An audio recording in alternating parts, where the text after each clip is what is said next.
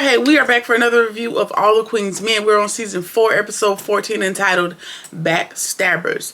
And so we see Madam. Last we talked, she was able to find out who had her club robbed, and we found out that it was Gene, and she's gonna meet Gene over at Maddie B's because he over there stuffing his face as usual. So she runs up on him, and he is literally about to piss on himself, saying that she was able to find out where he was and what he had done.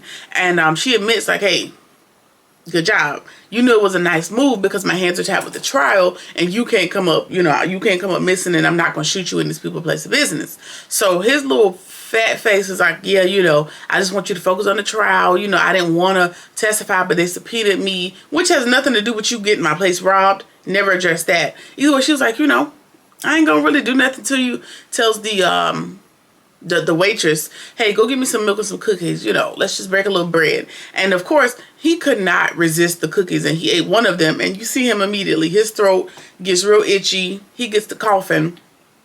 And of course, your throat is closing up. And she tells him, oh yeah, chocolate chip cookies, right? But there's also some ground up walnuts in there. And he's looking like, I'm allergic to that, right? And she's like, yeah, I know. I'm well aware. What are you talking about?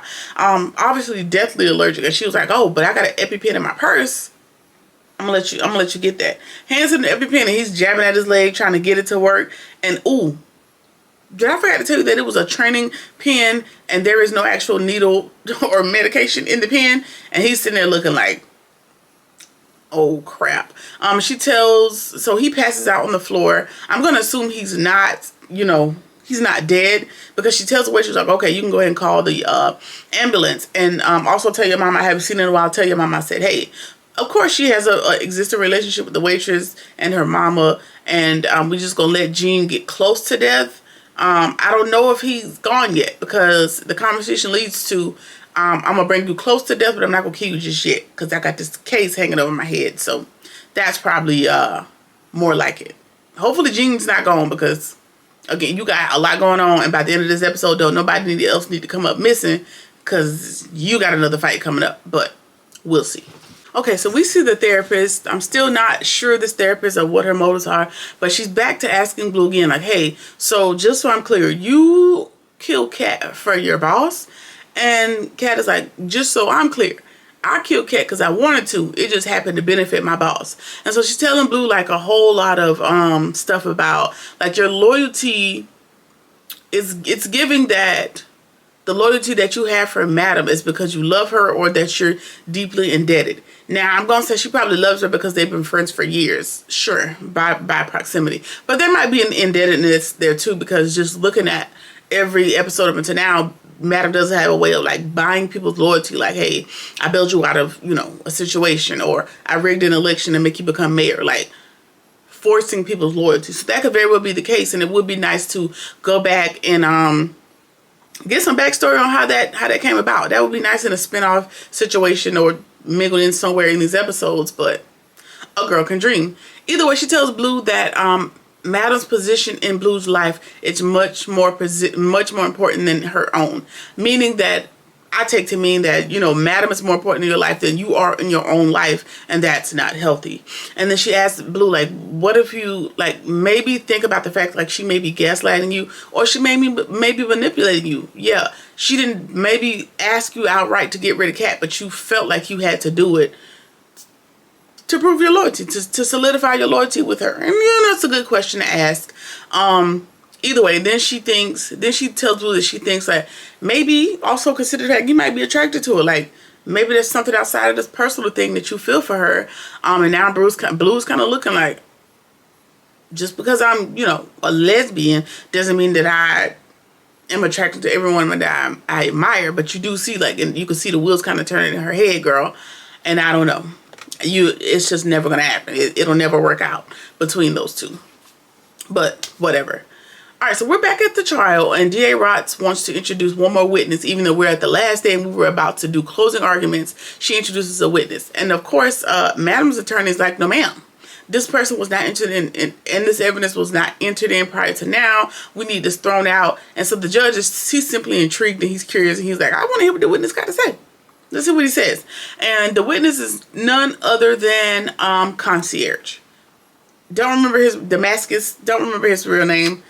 We're gonna go with Concierge. Concierge takes a stand, and he is about to testify. Meanwhile, we see Midnight. He's calling Renee, and he's admitting to wanting to be her man. Like, you know what, girl? I really do want to be with you. I was trying to run away from settling down, but you opened my eyes. Of course, this is a play against her because of the blackmailing situation. And of course, she wants to come see him immediately. And he's like, no, ma'am, I don't think your lawyer is going to accept that because you got them charges over our head. And she's like, oh, I'm going to go cancel them immediately. Don't worry about it.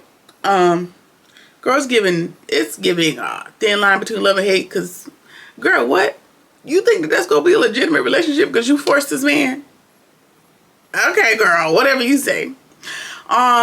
Anyway, we jump back over and we see Concierge, and he is on the stand. He's been subpoenaed as well, so he says. And he says that him and Madam were business partners for a while there, and that they were laundering money through Eden to the tune of $3 million, give or take. And he also admits that there's footage of her blowing up a halfway house and pushing a patient out of a window that did something to her. And then they go on to play this video evidence of Madam supposedly doing these things. Of course, not smoking gun, but we see her getting into her car, and the building is exploding behind her. We see her standing at the broken window after the person had already fell out of. Circumstantial at best for any lawyer worth his weight. But so they play the video and everybody's gasping, and we have to try to overcome this.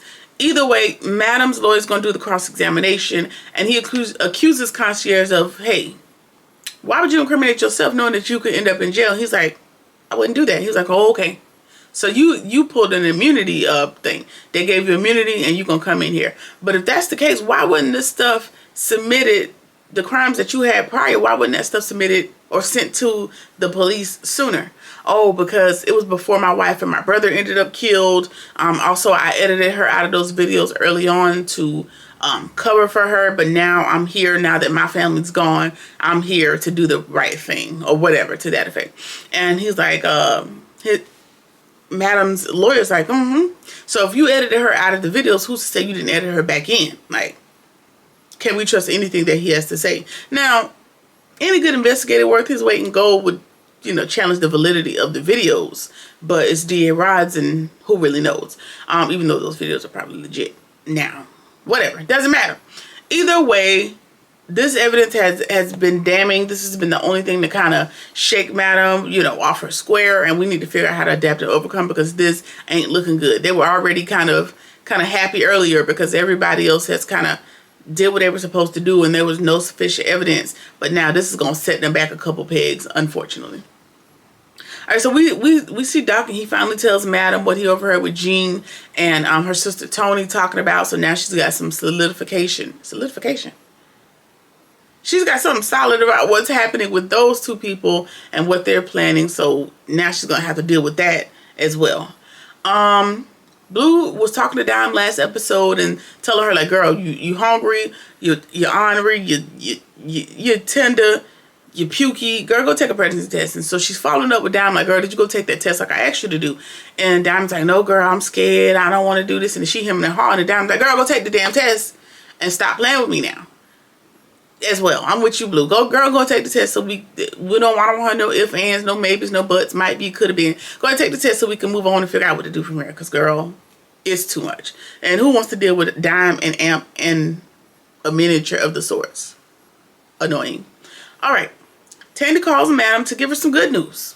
In this instance, to tell her that she was able to secure the eminent domain over the land that Maddie B's is on, which I'm assuming is a part of Madam's grand scheme to kind of snatch that up from under her FPI turned state's witness as Sister Tony. But so that's some good news. That she tells Madam, like, hey, Madam, since I did you that little impossible favor, are we even? Can we call it good? And Madam's like, what are you talking about? I rigged an entire political election to get you in as mayor. You're mine forever. I own you. There's that indebtedness, like that forced loyalty that she has on people. So, Tandy, not that easy, unfortunately. So just go ahead and settle in. All right, we see Quincy. He's bragging about his sugar mama to Don't remember the other dude's name. I'm just going to call him Other Dude. But Other Dude was another one of Tandy's victims and her husband's. He ended up violated in a lot of ways, and Madam had to come save him. Rayshawn, whatever his name is.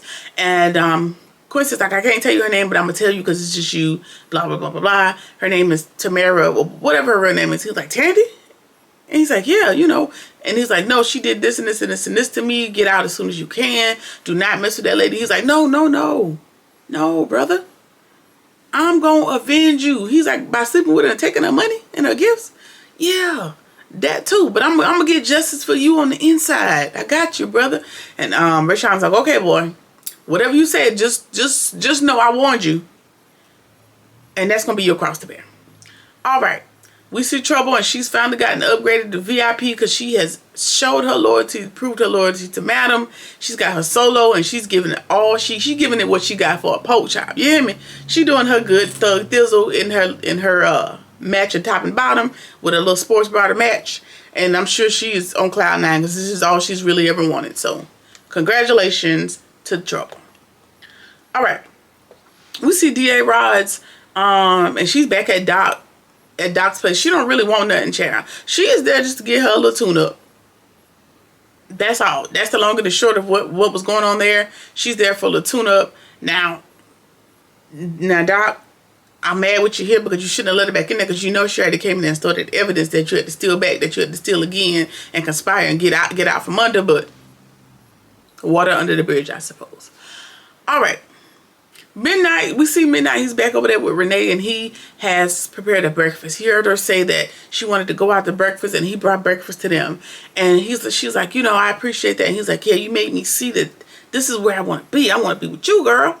And she admits, like, yeah, you know, I did make up the story. He's like, why? And she was like, oh, well, I was going to try to, you know, convince you to be with me. And if not, I needed some evidence to prove otherwise. Like, basically just admitting her plan. And she's like, but I can make it up to you. And we already know how she's going to make it up to him, right? And of course, he has a recording going in his pocket to get the admission on tape so he can kind of get from under this legal case that's pending for him. So congratulations to Midnight.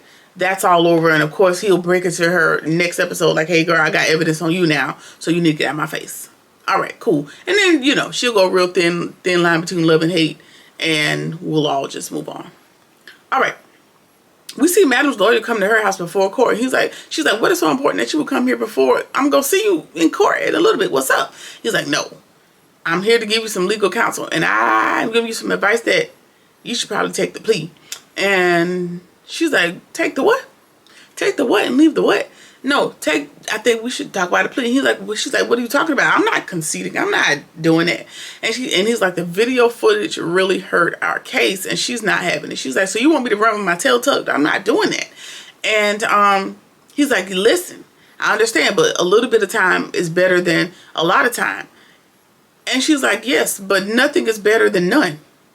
But like, a little bit is not better than none at all. Like, what are we discussing here? And she's like, don't worry about it. That's okay.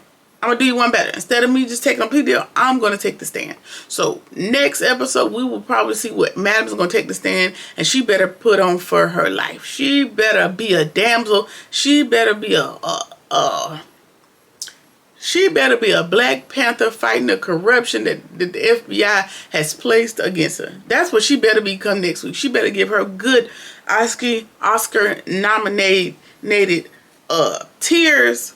Otherwise, her goose is cooked. But we know Madam, and we know she way slicker than that, and she gonna get on that stand and do what needs to be done. So, looking forward to it. Anyway, that has been episode 14. Let me know what y'all think about the episode. Let's talk about it. What do you think's gonna happen here with the court case? And we'll talk about it down in the comments. Either way, like, comment, share, subscribe, or whatever it is that you feel like doing. I'll see you in the next one. Peace.